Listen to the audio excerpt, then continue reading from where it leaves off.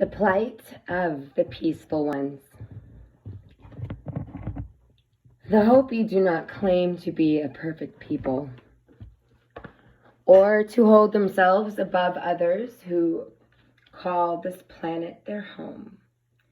They are, by natural occurrences, part of the original people who first came to the surface world after the last destruction. They were the original fire keepers, keepers of the faith in the temples of Atlantis. They are, to be sure, a very ancient people. The Hopi of the 21st century are showing the signs of having endured great struggle to keep their simple ways and their love for the Creator of all things alive and intact. In many ways, the traditional Hopi, the Sinom, the Hopi of old, which has endured some 500 years of onslaught of Euro-Mediterranean conquest, is a rare bird to see. I have no doubt that the generation to follow me will not know these ancient ones and their ways, for they will most likely be extinct.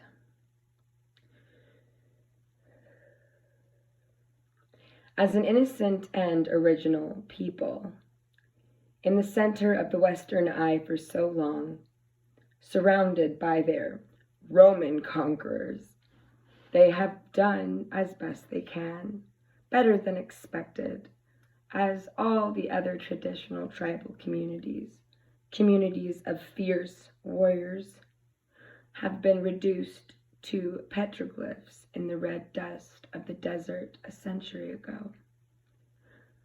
The Hopi survived, holding always to their sacred original teachings, which were handed down to them from one generation to the next. They are the oldest people living in the community, a society now for at least 12,000 years, perhaps longer. The Hopi have had many civil uprisings throughout their history before the coming of the white man, and very gradually, over thousands of years, their society crumbled. Today, only a few of the Hopi Sinom, the Hopi spiritual elders, the traditional elders, remember the original teachings of the Hopi people and still carry the bloodlines of the original people. The waters that were once abundant in the Hopi homeland in many instances have ceased to flow, and the land has become dry and harsh, victim to an ever-encroaching industrialized world. They have been waiting patiently for reappearance of the ones from beyond the sun, for interaction between those from the star nations. These once great civilizations, whose cities now lie in ruins, had all but stopped by the time the white man came. Yet the Hopi persisted in keeping their centuries-old traditions and beliefs alive. The word Hopi itself means the peaceful ones. The peaceful ones have held up against endless attacks by the Navajo, the Apache, the Spanish, the Western Europeans, and finally the great American society. They have been waiting for the ones who will bring them the ways of the new world to come. They have been waiting for the messengers, waiting centuries for the Pahana to reveal their true presence. Life for the Hopi was already harsh by the time the Spanish arrived in the new land. They had watched as many great peoples disappeared one after the other from the deserts of the Southwest. Pueblo Benito, Canyon de Shelly, Ocatay, even Mesa Verde were just ghost towns when the Hopi looked down from their mesa tops and saw the conquistadors coming in their suits of armor. They must have appeared to the Hopi to be very much like the turtles. It appeared to the Hopi at that time that the conquistadors came from the south, as they came into the Hopi land from Mexico. Also, they bore the mark of the pale prophet, with which the Hopi were familiar, upon their cloaks and banners. Could that be the cross? The mark of the prophet was the four directions symbol.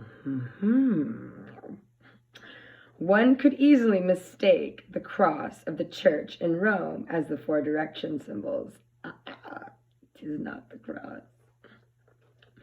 The Hopi understandably thought these could be the ones they had been told of in their prophecies. Oh, fuck, they were duped. So they sent emissaries out to greet the visitors. The Spanish wore red robes, officers wore red capes, with banners snapping in the wind, and the armor glistening in the desert sun. What an optical illusion. But when the Hopi put their hands out as a gesture to receive the sign, the Spanish dropped trinkets into their palms. The Hopi elders knew then that these people were not the ones long prophesied to come, and that even harder times would come to the people and the land.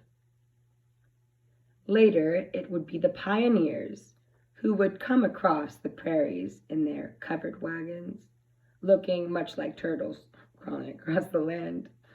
Perhaps these were the ones of the prophecies. So the elders sent emissaries out to greet them, as they had the conquistadors.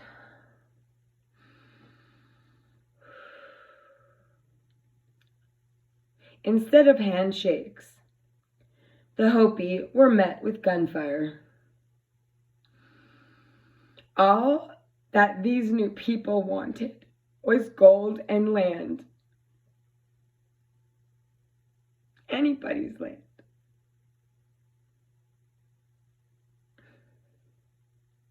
These were not the expected ones either. And the Hopi retreated once again to their mesas, knowing the hard times would continue. Oh.